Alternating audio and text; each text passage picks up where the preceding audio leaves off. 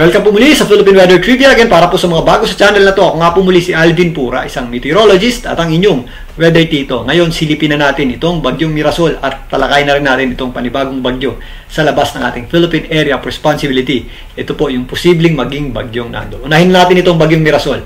Ito pong bagyong Mirasol ay nasa tropical depression category pa din na may taglay na lakas ng hangin na umaabot sa 55 kilometers per hour malapit sa kanyang gitna at kung minsan may mga pagbugsong umaabot sa 90 kilometers per hour. Ito po ay naglandfall sa may kasiguran Aurora kaninang 3:20 AM ng madaling araw at kasalukuyan pong huling namataan ng Pag-asa dyan po sa may area ng Ifugao at tumatawid nga dito sa hilagang bahagi ng Luzon. Ito pong bagyong Mirasol ay tatawid dito sa Northern Luzon ngayong maghapon at mamayang gabi. Yan po ay posibleng nandito na sa may Luzon Strait at maaaring bukas ng umaga. Ito naman po ay makalabas na ng ating Philippine Area of Responsibility. Pero sa ngayon, ito po ang nagpapaulan sa malaking bahagi ng hilagang Luzon at meron din po tayong habagat nagdadala ng mataas na tsansa ng pag-ulan dito sa western section ng ating bansa. Kasabay naman ng paglabas ng bagyong Mirasol bukas ng umaga ay posibleng pumasok din ng ating Philippine Area of Responsibility. Ito namang bagyo sa labas ng ating Philippine Area of Responsibility. So meron po yung tsansa magsabay sa loob ng ating PAR.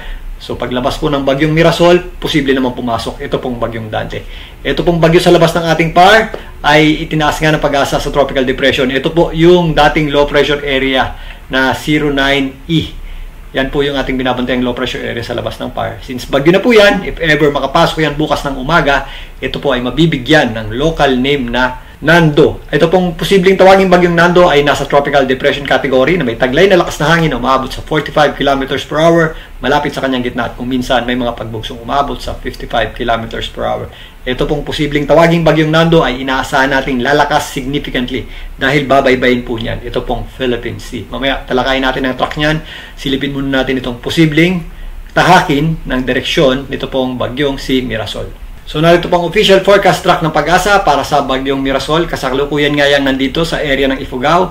Yan po ay patuloy na kikilos, pahilaga, hilagang, kanluran at maaaring mamayang gabi ay nandito na mga po yan sa may area ng Luzon Strait at bukas ng umaga maaaring nandito na po yan or nakalabas na ng ating Philippine Area of Responsibility. Again, if mapaaga po ang pagpasok ng posibleng tawaging bagyong Nando, magsasabay po ang dalawang bagyo na ito sa loob ng ating Philippine Area of Responsibility. Pero yung bagyong Nando ay wala pa pong direktang epekto sa ating bansa. Samantalang ito pong bagyong Mirasol ay kasalukuyan pong nagdadala ng malalakas na pag-ulan at kung minsan may mga pabugso-bugsong. Ito pong color orange na ito, yan po ay sumasakop sa malaking bahagi ng Northern Luzon at ilang bahagi ng Central Luzon. Ito po yung ating malalakas na bugso ng hangin na directly associated dito po sa bagyong Mirasol. Meron din tayong inaasahang paglakas nitong bagyong Mirasol habang nandito sa may Luzon Strait patungo dito sa may West Philippine Sea habang lumalayo sa ating bansa. Sa kasalukuyan, ito pong bagyong Mirasol ang nagdadala ng mataas na tsansa ng pag-ulan at malalakas na pag-ulan nga dito sa Northern Luzon. Kasama na po dyan ang extreme Northern Luzon. Samantalang yung ating Southwest Monsoon naman o habagat ang nagdadala ng mataas na tsansa ng pag-ulan at mga kalat-kalat na pag-ulan nga sa mga areas na malayo sa bagyong Mirasol. So narito naman po ang pinakahuling weather advisory ng Pag-asa. Base dito, meron tayong inaasahang mga heavy hanggang intense rains sa mga areas ng Cagayan. Kasama po dyan ang Isabela, maging dito sa extreme Northern Luzon. Mga moderate to at times heavy rains naman ang ating aasahan dito po sa mga areas ng Ilocos Norte, Apayao, Abra, Kalinga, Mountain Province, kasama po dyan ang Ifugao, Ilocos Sur, maging dito sa La Union. Kasama na rin po dyan ang Benguet at Baguio City, Nueva Vizcaya, kasama na rin po dyan ang Quirino at Aurora. Ito pong areas ng Central Luzon, although wala tayong weather advisory para dyan, maula pa rin po ang ating panahon. At anumang oras sa maghapon, pwede po tayong makaranas ng mga kalat-kalat na pag-ulan.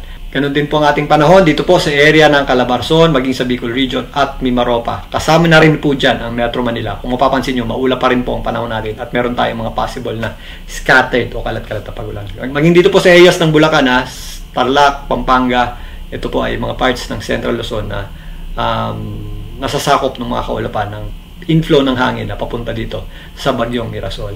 Nag-extend din po yung ating habagat at magdadala ng mataas na tsansa ng pag-ulan dito sa western section ng Visayas. Ito pong natitirang bahagi ng Visayas, ang eastern section nito at central, maging dito sa area ng Mindanao. Maganda naman po ang sikat ng araw dyan, lalong-lalo na sa tanghali. Pero again, possible pa rin po yung ating mga afternoon showers at thunderstorms. So maliban nga po dito sa ating binabantayang sama ng panahon or dito sa bagyong Mirasol, ito po yung ating binabantayang panibagong bagyo sa labas ng ating PAR. So, posible nga yung pumasok bukas ng umaga at tatawaging bagyong Nando. Silipin naman natin kung saan po yan posibleng pumunta. So, narito po ang ensemble forecast track ng GFS para dito sa posibleng tawagin nating bagyong Nando. So, base nga dito, kikilos, paitaas at pakanluran. Ito pong posibleng tawagin nating bagyong Nando at maaaring bukas ng umaga. Yan po ay makapasok na sa loob ng ating Philippine Area of Responsibility. If ever nga mapaaga ang pasok niyan, maaari po ayang magsabay dito sa bagyong Mirasol. Pero mas late is alternate naman po, or if ever makalabas na ng ating PAR, ito naman po ang papasok ng bagyo sa ating Philippine Area of Responsibility. So hindi tayo agad mawawala ng bagyo sa loob ng ating PAR. Ito po ay babantayan natin in the next few days dahil base dito, ito po ay makakakuha ng lakas habang binabaybay itong Philippine Sea. Ibig sabihin po niyan, magiging isang malakas na bagyo po ito. Posibleng umabot sa typhoon hanggang super typhoon category. Ito pong binabantayan nating bagyong Nando. Again, ito po ay kumikilos or kikilos pa kanluran, hilagang kanluran patungo dito sa Taiwan. Pero ito po ay malayo pa. Ito pong area na ito, kung mapapansin nyo, meron pa rin tayong mga outliers. So hanggang Northern Luzon, pataas hanggang Southern Japan ang posibleng tahakin itong bagyong posibleng tawagin nating bagyong Nando. So ito po yung ating area of uncertainty pa sa ngayon. So may possibility pa rin po yan mas bumaba ng konti at sumaya dito po sa mga isla ng extreme Northern Luzon or bumaba pa ng bahagya. Kaya ito po ay kailangan natin paghandaan in the next few days dahil bukod nga sa possibility nitong bumaba pa ang track at ang kanyang tatahaking direksyon is may possibility nga itong maging isang malakas na weather system o magiging mapaminsala po ang daladala nitong lakas ng hangin. Sa ngayon, wala pa naman po itong direktang epekto sa ating bansa dahil napakalayo pa po nito. Pero again, mas maigi pong mas maganda tayo dahil nga ito po ay kikilos papalapit sa itaas na bahagi ng ating bansa. So bukas, kasabay po ng paglabas nito pong bagyong Mirasol, mababawasan po significantly yung ating mga pagulan sa malaking bahagi ng Northern Luzon at Central Luzon. Pero meron pa rin tayong mga posibleng malalakas na pagulan dito sa areas ng extreme Northern Luzon, kasama po dyan ng Calayan at Babuyan Group of Islands. Samantalang meron pa rin epekto yung ating habagat o southwest monsoon. Although hindi ganun kalakasan, possible pa rin po yan magdala ng mga scattered o kalat-kalat na pagulan at kung minsan meron pa rin po yung thunderstorms. At kasabay nga ng paglabas ng bagyong Mirasol, malayo pa naman po itong posibleng tawaging bagyong Nando, pero yan po ay maaaring makapasok na rin sa ating PAR bukas. Wala pa rin yung magiging direktang epekto sa atin bukas. So yan muna pagtalakay natin dito sa ating binabantayang dalawang sama ng panahon sa loob at labas ng ating Philippine Area of Responsibility. Muli, ito po ang Weather Tito para sa Philippine Weather Trivia. Magandang tanghali po.